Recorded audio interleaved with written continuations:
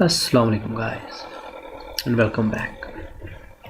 Okay, last lecture के अंदर हमने ये देखा था कि हम थोड़ी बहुत प्रोफेशनल डिटेल कैसे ऐड करते हैं। Okay, let's begin ahead about dimensions. Dimension, mention का मतलब होता है पैमाइश, यानी कि मेंशन का मतलब होता है किसी को मेंशन करना, कुछ बताना। कैड के अंदर हम डायमेंशन को बोलते हैं पैमाइश लेना। आप यहाँ मेन्यू बार के अंदर आओ तो यहाँ पर देखो ये सारी टाइप्स की डायमेंशंस है। अब सबसे पहले डायमेंशन लेने से पहले हम करते हैं डायमेंशन सेटिंग, जो कि है फॉर्मेट के अंदर, डायमेंशन स्टाइल के अंदर। डायमेंशन स्टाइल के अंदर आप आ जाए या फिर इसकी शॉर्टकट की है डी एंटर। ओके, तो यहाँ सबसे पहले हम क्लिक करेंगे न्यू पर। इसको हम नेम दे देंगे अपने नाम पर, आप कुछ भी नाम रख दें, मैं रख देता हूँ भाई आतिफ, एंड देन कंटिन्यू। अब आप देखो जब आप बाय आतिफ लिख के एंटर करोगे तो यहाँ पर न्यू डायमेंशन स्टाइल आ गया, नेम बाय आतिफ। अब इसके अंदर मैं जो भी सेटिंग करूँगा वो सारी की सारी मेरी ड्राइंग में अप्लाई होगी। मैं आता हूँ सबसे पहले प्राइमरी यूनिट्स के अंदर, और यहाँ से यूनिट फॉर्मेट, जैसा कि मैंने आपको लास्ट लेक्चर में बताया था, आर्किटेक्चरल एंड 1/8। और टेक्स्ट के अंदर आकर फिल वक्त हम इसकी सेटिंग कर देते हैं हाइट टेक्स्ट की 9 इंचेस। ओके, अब आप ये देखो बाय आतिफ नाम का ये तुम्हारे पास डायमेंशन स्टाइल आ गया। मैं इसको क्लोज करके DLI एंटर, ये डायमेंशन लाइनियर की एक शॉर्ट कमांड है। DLI, D for dimension, LI for linear. इनको अभी हम डिस्कस करते हैं इसी वीडियो के अंदर। तो मैं इस पॉइंट से लेकर इस पॉइंट तक सेटिंग चेक करता हूँ। अब आप ये देखो मैंने डायमेंशन तो चेक की, जब मैं जूम आउट कर रहा हूँ वो 168 इंचज़ के अंदर बता रहा है, और टेक्स्ट की हाइट भी ज़्यादा नहीं हुई। तो हम दोबारा डी एंटर करके डायमेंशन स्टाइल के अंदर आते हैं। अब आप ये देखो मैं बाय आतिफ सेलेक्ट करूँ या स्टैंडर्ड सेलेक्ट करूँ। करंट डायमेंशन स्टाइल कौन सा है? स्टैंडर्ड। तो जो करंट डायमेंशन स्टाइल आपका सेट होगा उसकी प्रॉपर्टी के मुताबिक वो डायमेंशन लेगा। तो उसके लिए मैं बाय आतिफ पे क्लिक करूंगा, जो कि आपने अपना डायमेंशन स्टाइल बनाया है, और इसको कर दूंगा सेट करंट। अभी आप क्लिक करो, ये देखो आप चेंज हो गया। Now close.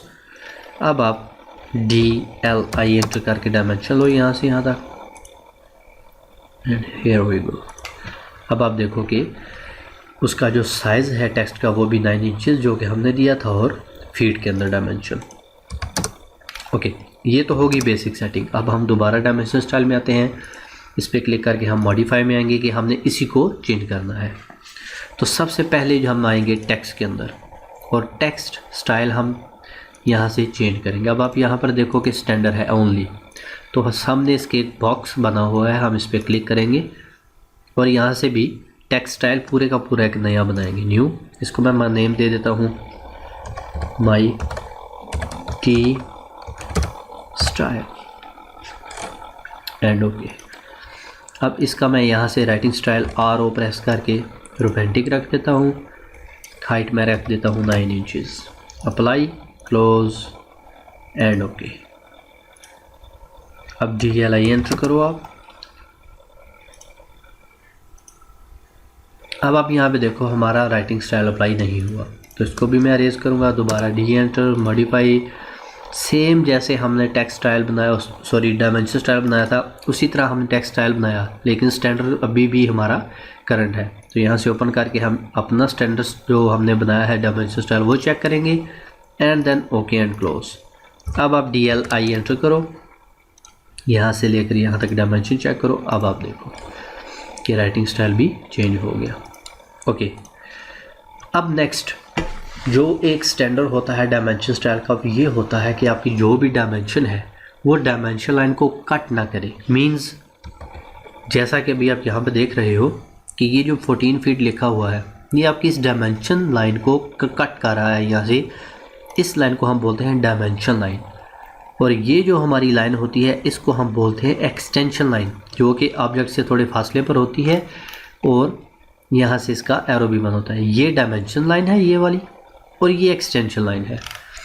तो अकॉर्डिंग टू स्टैंडर्ड रूल्स आपकी ये जो लाइन है ये कटी हुई नहीं होनी चाहिए टेक्स्ट की वजह से। तो हम डी एंटर मॉडिफाई टेक्स्ट के अंदर ही आते हैं।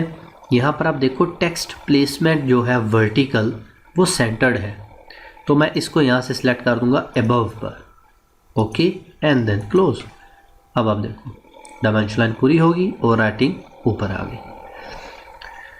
अब इसमें एक और चीज़ कि आपका ये जो टेक्स्ट है बिल्कुल लाइन के साथ टच हुआ नज़र आता है, जैसा कि आप यहाँ पे देखो। तो इसको थोड़ा सा गैप देने के लिए दोबारा मैं मॉडिफाई में आऊँगा, डायमेंशन स्टाइल में। यहाँ पर आप देखो offset from dim line, dim short form है डायमेंशन की, जिस तरह इंट्रोडक्शन की इंट्रो, इन्फॉर्मेशन की इन्फो, इसी तरह डिम जो है वो डायमेंशन की शॉर्ट फॉर्म है। तो इसको मैं यहाँ से सिलेक्ट करके 2 इंचेस दे देता हूँ कि मेरा जो टेक्स्ट है अब आप देखो डायमेंशन लाइन से 2 इंच के फासले पर हूँ। अब मैं GLI एंटर करके यहाँ से यहाँ तक की पैमाइश लूँगा और हमारी ये प्रॉब्लम उसी तरह फिर आ गई। यानी कि जो कि हमने देखा था कि जो हमारा हॉरिजॉन्टल टेक्स्ट था उसको तो हम लाइन के ऊपर ले आए, लेकिन जो हमारी वर्टिकल डायमेंशन है वो अभी भी कट कर रही है। तो हम दोबारा डी में आएंगे, मॉडिफाई, और यहाँ से टेक्स्ट अलाइनमेंट कर देंगे हॉरिजॉन्टल की जगह अलाइंड विद डायमेंशन लाइन। अब आप यहाँ पर भी अगर गौर करो, मैं हॉरिजॉन्टल करूँगा वो देखो ये आपकी डायमेंशन उसी तरह जिस तरह हमारी आ रही है, और अगर मैं इसको अलाइन कर देता हूँ तो वो देखो ऑटोमेटिकली लाइन के ऊपर आ गई। Okay and close. अब आप ये देखो कि हमारी जो डायमेंशन है वो ऑटोमेटिकली एडजस्ट हो चुकी है। ओके, अब आप अगर यहाँ पर गौर करो तो एक बहुत ही मेजर प्रॉब्लम हमारे सामने आ रही है, और वो ये है कि हमें यहाँ से ऑब्जेक्ट का प्रॉपर तौर पर पता नहीं चल पा रहा कि ये देखिए ये हमारा ऑब्जेक्ट है, ये ऑब्जेक्ट है, या कौन सा ऑब्जेक्ट है, हम इसको रिकॉग्नाइज नहीं कर पा रहे। तो एक तो तरीका इसका ये है कि हम डायमेंशन लाइन को सिलेक्ट करते हैं, इस पॉइंट को ग्रिप से उठाते हैं और यहाँ पर लगा देते हैं एस्केप, और इसको भी हम सिलेक्ट करते हैं, यहाँ से उठाकर यहाँ पर लगा देते हैं। अब ये डायमेंशन है तो इसके अंदर की, लेकिन ये इसको हमने उठाकर बाहर रख दिया है ताकि हमारे ऑब्जेक्ट के साथ इंटरफेयर ना करे। अब आप अगर जूम करके देखो तो ये गैप है। ओके, लेकिन अभी भी लाइंस के दरमियान हमें कुछ वाज़ेह फ़र्क नज़र नहीं आ रहा। तो हम दोबारा डी के अंदर आएंगे, मॉडिफाई, और यहाँ से हम आ जाएंगे लाइंस के अंदर। सिंबल एंड एरोज़ में भी हम आएंगे, लेकिन सबसे पहले हम लाइंस में आते हैं। अब यहाँ पर हमारे पास 2 कैटेगरीज़ हैं, डायमेंशन लाइन और एक्सटेंशन लाइन। तो सबसे पहले मैं एक्सटेंशन लाइन को कर देता हूँ ग्रीन और डायमेंशन लाइन का कलर कर देता हूँ रेड।